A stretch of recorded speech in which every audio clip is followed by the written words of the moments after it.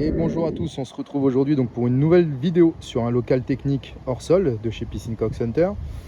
Alors aujourd'hui, on va s'attarder sur le local technique hors sol avec filtre à cartouche et électrolyseur au sel et pH.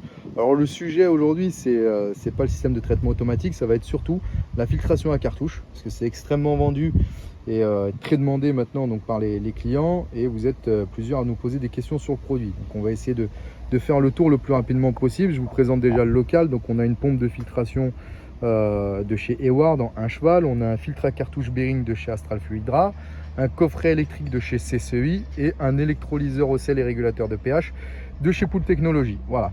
Donc maintenant, le filtre à cartouche, à quoi ça sert? Donc tout simplement, ça sert à filtrer votre eau, tout comme le filtre à sable, sauf que là, l'avantage, c'est que vous n'allez pas dégager en moyenne 200 litres d'eau tous les 15 jours pour faire votre lavage de filtre. D'accord?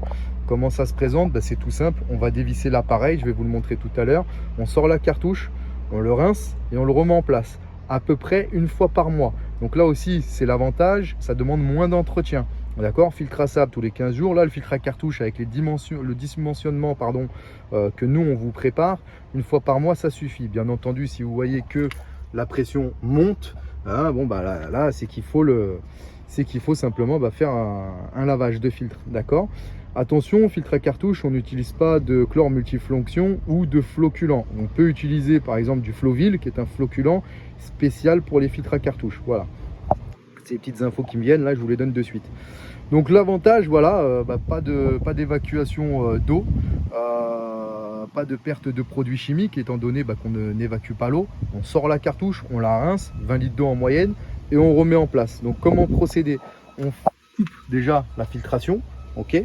On vient fermer la vanne, on vient fermer la vanne qu'on a mis en place ici. Ensuite, vous allez venir dévisser l'appareil, d'accord? Donc ça se dévisse, hein, c'est très simple. Je vais vous le faire, comme ça vous verrez ça en direct. Donc vous voyez, même à une main, c'est vraiment à la portée de n'importe qui.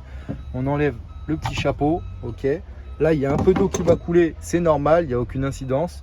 Ensuite, on sort la cartouche, la voici, on la rince. D'accord, elle restera toujours un peu sale, c'est normal, vous la récupérerez jamais blanche comme ça, hein. Mais il n'y a aucun problème. Ensuite, on remet les éléments, on revisse, hop, du coup, on va durer un petit peu la vidéo. Vous voyez, c'est simple, hein. On revisse, on réouvre les vannes, hop, et on remet en route. On s'assure qu'il n'y ait pas de fuite, hein, d'accord, avant de fermer le local et de s'en aller. Voilà, donc les gros avantages du filtre à cartouche, c'est ça. Ensuite, alors, un élément sur lequel je veux venir, c'est le pH, d'accord. Donc sur le bidon de pH, ce que je veux préciser, d'accord, donc ici on a un système de traitement par électrolyseur au sel et régulateur de pH automatique, hein, qui est un super produit. Par contre, attention, s'il vous plaît, on le met dans la notice, on vous le dit oralement, souvent par téléphone. Donc là, je vous le fais carrément sur la vidéo. Si vous souhaitez que le bidon de pH soit à l'intérieur, sachez qu'il dégage des vapeurs, d'accord. Donc vous pouvez le laisser à l'intérieur, mais s'il vous plaît, faites-moi des ouvertures, hein, sur deux ouvertures, 3 ouvertures de chaque côté à la scie cloche, c'est très rapide, histoire que le local soit ventilé et que les vapeurs d'acide qui vont être dégagées par le bidon ne viennent pas oxyder vos appareils. Ça ne passe pas en garantie, d'accord. Voilà, donc ça c'est très important. Vous pouvez le laisser à l'intérieur, on laisse la place pour, mais pensez à faire les ouvertures. Autrement, vous faites un petit trou là-bas et on peut passer la durite que vous voyez ici. Vous pouvez la passer derrière et mettre le bidon en extérieur si vous ne souhaitez pas percer votre local technique. D'accord, voilà. Bon, on a fait le tour très rapidement du produit.